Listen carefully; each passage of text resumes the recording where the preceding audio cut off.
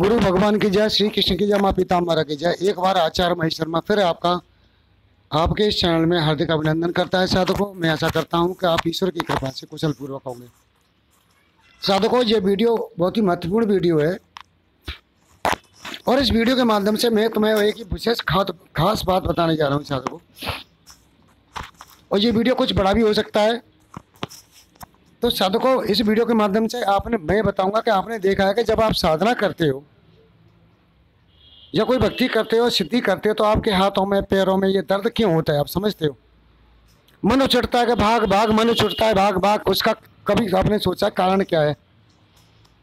उसका मैं तुम्हें कारण बताऊंगा और संक्षेप में रीजन में बताऊंगा साधकों। तो साधकों, जब हम साधना करते हैं तो ये शरीर हमारा जो होता है वो साधक का शरीर नहीं होता है।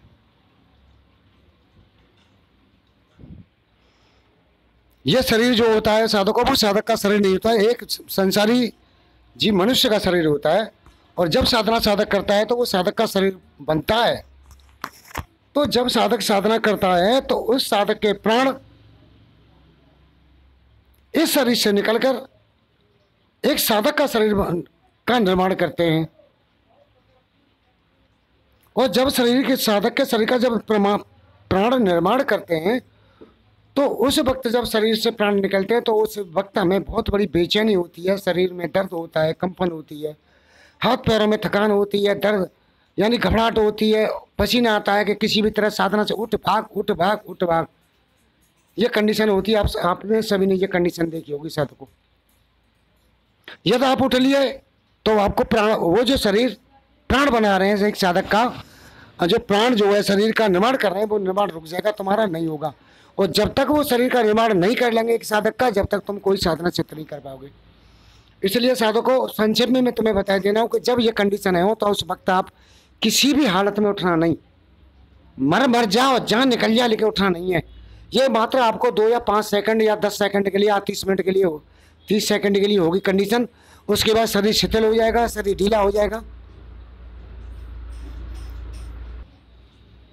और शरीर से पसीना आना शुरू हो जाएगा साधकों। और लेकिन आप नॉर्मल हो जाओगे, बिल्कुल ठंडक हो जाओगे। आप कितनी भी गर्मी में बैठे हो तुम्हें पता नहीं चलेगी कितनी गर्मी है, और आप कितनी भी ठंडक में हो तो नहीं पता चलेगी कि कितनी ठंडक हो रही है। और आप कितने भी मंत्र जप सकते हो साधकों, उस वक्त आप स्थिर हो जाओगे, बिल्कुल सीधी स्थिति में पैदा हो चले जाओगे और उसी वक्त आपको सिद्धि मिल जाएगी। जिस दिन आपका शरीर, आपके प्राण आपका शरीर से एक साधक का शरीर बना देंगे, उसी वक्त आपको सिद्धि मिल जाएगी 2 या 4 दिन के भीतर साधकों। तो सबसे पहली बात तो ये साधकों नोट कीजिए कि ये कंडीशन होती है, उस कंडीशन में उठ के नहीं आए। मैं देख रहा हूँ कहीं खुजली हो रही है, कहीं कुछ हो रही है और साधक नहीं कर पा रहे हैं। और ये बेमन करना, अगर तुम किसी साधना को साधकों बेमन करोगे तो वो साधना तुम्हें सिद्ध नहीं होगी, क्योंकि आपका शरीर का निर्माण उस साधक का नहीं हुआ जो साधक साधना कर रहा है। यह संसारिक साधक है साधकों, संसारिक शरीर है, इससे साधना नहीं होने वाली है। वो शरीर होता है, इस शरीर से ऊपर ऊर्ध्व में उठ जाता है वो ऊपर शरीर। जब वो शरीर ऊपर उठता है तो उससे साधना सिद्ध हो जाती है। ये साधकों में बहुत ही बड़ा मर्म, बहुत ही बड़ा रहस्य तुम्हें बता रहा हूं, जो कभी किसी ने नहीं बताया होगा और ना ही कभी किसी को किताब या पुस्तक में देखने को मिला होगा साधकों। यूं मैं किसी को चैलेंज भी नहीं कर रहा हूं साधकों, क्योंकि मैं ये सोचूं कि इस दुनिया का सबसे बड़ा भक्त और साधक मैं ही, ऐसी बात नहीं है साधकों। में तो बहुत तुच्छ हूँ, मुझसे भी बहुत बड़े बड़े साधक भक्त पड़े, लेकिन वो उन गोपनीय विधियों को किसी को बताने नहीं बैठे। और बताते हैं तो अपने शिष्यों को बता देते हैं, बाकी ऐसे आम जैसे मैं बक रहा हूँ ऐसे साधक को नहीं बताते हैं। तो साधकों, सबसे पहले नोट कर लो कि तुम्हें अपना एक साधक का निर्माण करना है तुम्हें अपने शरीर का। जिस दिन तुम्हारे शरीर का एक साधक का निर्माण हो जाएगा उस दिन तुम्हारा शरीर सिद्धि करने लायक हो जाएगा, साधना सिद्ध हो जाएगी, पहली बात। अब दूसरी बात साधकों में एक संक्षेप में बताता हूँ कि प्रारंभ काल में हर व्यक्ति शूद्र के ही रूप में होता है। यहाँ शूद्र, वैश्य, क्षत्रिय और ब्राह्मण 3 वर्ण बताए गए, जाति का मैं उल्लेख नहीं कर रहा हूँ। तो हर व्यक्ति चाहे किसी भी वर्ण से हो, वो सबसे पहले जो है शूद्र ही होता है। जब कोई साधना और भक्ति करने बैठता है साधकों, तो धीमे धीमे जब मंत्र जपता है तो फिर वो वैश्य के रूप में आ जाता है। वो यानी क्षत्रिय वर्ण से वो वैश्य वर्ण में आ जाता है। वो कैसे आ जाता है मैं बताता हूँ। वो ये सोचता है, तुमने देखा होगा कि इससे क्या लाभ होगा, किससे क्या हानि होगी, ये कब तक हो जाएगी और इससे क्या फायदा होगा। ये सब बनिया के काम होते हैं, लाभ हानि का काम देखना बनिया का काम होता है। तो यह साधक जब उस स्थिति में होता है तो वो जो है शूद्र से वैश्य रूप में आ जाता है वो। और जब लाभ हानि की स्थिति में वो चलता है और बराबर साधना करता रहता है तो वो क्षत्रिय के रूप में क्षत्रिय के रूप में उसकी जो है शरीर क्षत्रिय रूप में परिवर्तन हो जाता है। फिर क्या होता है साधक को क्षत्रिय रूप में परिवर्तन होते से आत्मा और शरीर में द्वंद्व होता है। एक आत्मा और शरीर में द्वंद्व होता है, लड़ाई होती है आत्मा में। शरीर, आत्मा कहती है कर, शरीर कहता है कि नहीं छोड़ दे, कुछ नहीं है, भाग। जो मैंने पहले थोड़ी देर पहले बता चुका हूं कि वो शरीर का निर्माण करना शुरू होता है। वो होता है ना, क्या बोला ना मैंने, वही स्थिति आत्मा यहाँ कहीं कहीं कोई लड़ाई नहीं होती है, केवल हमारी आत्मा और शरीर में लड़ाई होती है। तो यहाँ द्वंद्व बार बार वाहन आ जाते हैं, इसलिए मुझे रोकना पड़ता है वीडियो। तो साधकों पर यह द्वंद्व होता है, क्षत्रिय में क्षत्रिय बन जाता है जब साधक, तो द्वंद्व होता है। और द्वंद्व किसमें होता है? शरीर और आत्मा के बीच। जैसे हमें क्षेत्र और क्षेत्र की भी कहते हैं, क्षेत्र की हमारी आत्मा, क्षेत्र हमारा शरीर। तो साधकों वहां जो द्वंद्व शुरू हो जाता है क्षेत्र क्षेत्र के बीच में, तो अगर किसी का व्यक्ति का क्षेत्र जीत जाता है यानी शरीर जीत जाता है तो वो साधना वहीं नष्ट हो जाती है उसकी। और जहां उसकी क्षेत्र के पर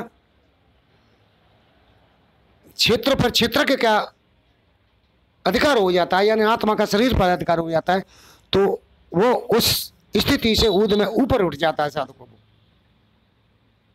उसका शरीर साधना करने योग्य बन जाता है, वो शरीर का निर्माण कर लेती है, उसके प्राण उसकी आत्मा के द्वारा प्राण निर्माण कर लेते हैं। उस साधक का वो साधना सिद्ध करने योग्य बन जाता है। और फिर वो पहुंचता है कहाँ? ब्राह्मण वर्ण में। और जब साधक को ब्राह्मण वर्ण में साधक पहुंच जाता है तो उसे साधक को साधना सिद्ध हो ही जाती है, हर हालत में उसे साधना सिद्ध हो जाएगी। तो साधक को वही स्थिति है जो मैंने पहले बताई थी आपको। तुमने देखा होगा साधकों में पहले भी बोल चुका हूं, किसान सबसे पहले खेत को जोतने के लिए, बोने के लिए पहले क्या क्या करता है? वही आत्मा हमारे शरीर को, हमारे प्राणों को आदेश देती है कि तुम इसका शरीर बनाओ। तो वो शरीर का निर्माण करते हैं। जब शरीर का निर्माण हो जाएगा साधक को, तब साधना सिद्ध होती है। और वो जो स्थिति होती है, ये स्थिति होती है हमारी क्षत्रिय रूप पर जाके, क्षत्रिय वर्ण में जाके। और जब ये आत्मा उस शरीर का धारण बना लेती है तो वो ब्राह्मण वर्ण में चला जाता है। तो साधकों, मैं अभी यहाँ ये बात नहीं कर रहा हूँ कि कौन सा वर्ण का, कोई जाट है कि ठाकुर है, ब्राह्मण है, ये चीज़ एक वर्ण की बात की है मैंने, एक साधक की बात की है, एक उपासक की बात कर रहा हूँ साधकों में, और एक जो है व्यक्ति की बात कर रहा हूँ मैं। भगवान श्री कृष्ण ने इसी अनुसार वर्णों का निर्माण किया था, यही वर्ण बताए थे उन्होंने, जाति का नहीं बनाई थी उन्होंने साधकों। जातियाँ तो इन अंग्रेजों ने आके बना दी हैं, जो आज हम जातियों के पीछे मर रहे हैं। तो साधकों, ये स्थितियाँ मैंने तुमको आपको बता दी, ये मैंने संक्षेप में बताई है, बहुत बड़ी स्थिति है, लेकिन पहले संक्षेप में सुनोगे तब आगे बड़ी भी सुन सकते हो साधकों आप। साधना काल में साधकों जब तक इष्ट आदेश ना दे, संदेश ना दे, जब तक तुम समझ नहीं पाओगे कि तुम आखिर कर क्या रहे हो और तुमसे हो क्या रहा है, मुझसे हो क्या रहा है। यह इष्ट ही है जो तुम्हें आदेश देगा कि तू क्या कर रहा है, क्या नहीं कर रहा है। जब तक इष्ट आदेश ना दे, जब तक हमें पता ही नहीं चलेगा कि हम आत्मा में भटक रहे हैं या संसार में भटक रहे हैं या परमात्मा में भटक रहे हैं, हमें पता ही नहीं चलेगा साधकों। जैसे साधकों किसान खेत जोतता है, आपने देखा होगा, तो हल्का सारा भार बैलों के कंधे पे होता है, बैली तो हल को खींचते हैं, तो हल्का सारा भार बैलों के कंधे पे होता है, लेकिन जुताई तो हलवा ही करता है साधकों। जो खेत जोत रहा है किसान, वही तो जुताई कर रहा है, उसकी दिमाग से जुताई हो रही है। और सारा भार किसके ऊपर है? बैलों के ऊपर। इसी तरह साधकों सारा भार साधना काल में शरीर के ऊपर होता है, लेकिन जुताई यानी साधना तो हमारी आत्मा ही करेगी, करेगी नहीं करेगी, बोलो। और जब तक हमारी आत्मा, हमारा इष्ट हमें संदेश ना दे कि हम क्या कर रहे हो, तब तक हमें कुछ पता ही नहीं चलेगा कि हम कर क्या रहे हैं। तो साधकों ठीक इसी प्रकार सारा भार साधक के शरीर पर ही निर्भर रहता है।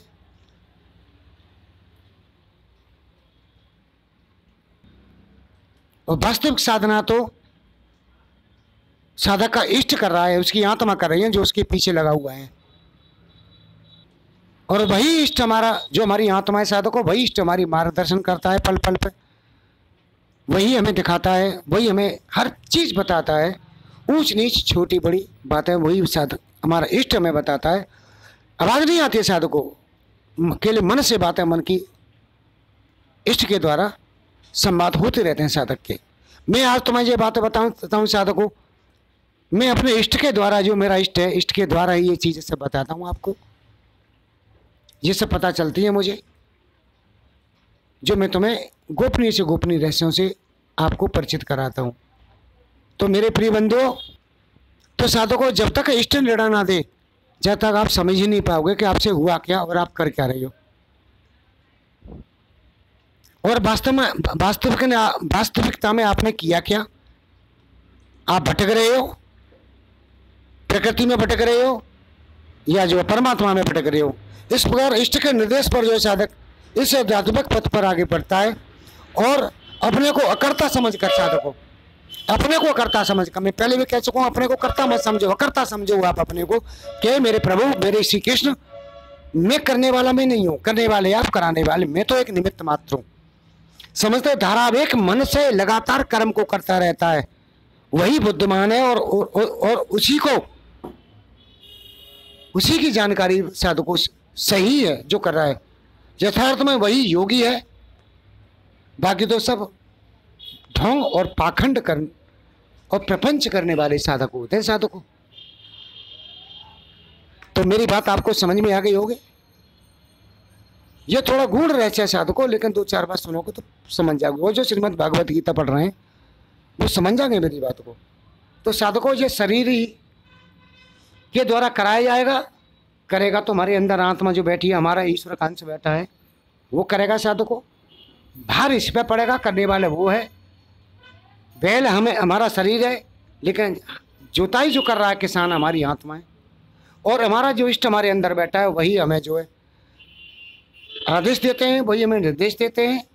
जब तक वो निर्देश न दें, जब तक तुम भटकते रहोगे, करते तुम कर क्या रही हो। और उस स्थिति में पहुंचने के लिए साधकों हमें 4 बाण जो मैंने बताए, उन बाणों को तुम्हें पार करना पड़ेगा और वो शरीर बनाना पड़ेगा तुम्हें। जब उस स्थिति में पहुंचोगे आप कि तुम्हारे इष्ट तुम्हें निर्णय देना शुरू करते हैं, और करने वाले आप अपने को कर्ता मत समझिए, घमंड हो जाएगा। करने वाले आप हो, कराने वाले आप, मैं तो एक निमित्त मात्र हूँ। और फिर चुपचाप अपने काम को करते रहिए। जिस दिन साधकों तुम्हारा समय पूरा होगा, उस दिन ऑटोमेटिकली तुम्हें सिद्धि तुम्हारे हाथ में मिल जाएगी, तुम्हारा शरीर जो सिद्ध हो जाएगा। ये 4 वर्णों से होता हुआ धीमे धीमे ऑटोमेटिकली तुम्हारा चरण साधकों शरीर सिद्ध हो जाएगा। और शरीर जिस दिन सिद्ध हो गया, उस दिन तुम सिद्ध की श्रेणी में आ जाओगे, और तुम्हें जो चाहोगे साधकों वो तुम्हें मिल जाएगा। आज मेरे पास जो 2 साधक उपस्थित हैं, साधना कर रहे हैं, केवल वही कर रहे हैं। मैंने उन्हें कोई मंत्र नहीं दिया है, उन्हें कुछ नहीं दिया है, केवल उनके शरीर का निर्माण करा रहा हूँ बेटा बेटा में। क्योंकि मैं जानता हूँ कि जब तक इनके शरीर का निर्माण नहीं होगा, साधक का शरीर नहीं बनेगा, जब तक ये कुछ नहीं कर पाएंगे। मुझे बदनामी नहीं हो देंगे बैठ के। क्या गुरु जी के यहाँ गए, गुरु जी ने 1-1.5 महीना में चूतिया बना दो, ये सब बातें होती रहेंगी। तो साधकों इस 14 मिनट का वीडियो हो गया। ये वीडियो मुझे तुम्हें कैसा लगा, मेरी जानकारी दी हुई जानकारी आपको अच्छी लगी या बुरी, मेरे कमेंट करके अवश्य बताएं मेरे प्रिय बंधु। अगले वीडियो में फिर आपसे मिलता हूँ। टाइफाइड हो गया साधकों को मुझे, लेकिन अभी आके क्लिनिक पे बैठा हूँ भाई। घर में बैठा रहूँगा तो खाऊंगा क्या भाई। कर्म योगी हूँ साधकों, मैं कर्म नहीं करूँगा, घर में 4 दिन 5 दिन बैठा रहूँगा तो खाऊंगा क्या बताओ। घर में पड़े पड़े भी तो मन नहीं लगता है भाई। तो यहाँ 4 पैसे कमाएंगे, पेशेंटों को देखेंगे, तुम जैसे 4 भाई आएंगे, उनसे राम राम करेंगे, दुआ सलाम करेंगे, मन बटेगा। घर में बीमारी, और घर में पड़े पड़े साधकों बीमारी और बढ़ती है, तुम ये जानते हो। और बीमारी का क्या है, अपना मन दृढ़ संकल्प रखो, अपनी आत्मा तुम्हारी प्रबल हो तो बीमारी तो 2 दिन में उड़नचू हो ही जाती है, उसमें कुछ नहीं है। तो अगले वीडियो में फिर आपसे मिलता हूँ। जब तक के लिए जय श्री कृष्ण साधकों, जय श्री कृष्ण, जय श्री कृष्ण।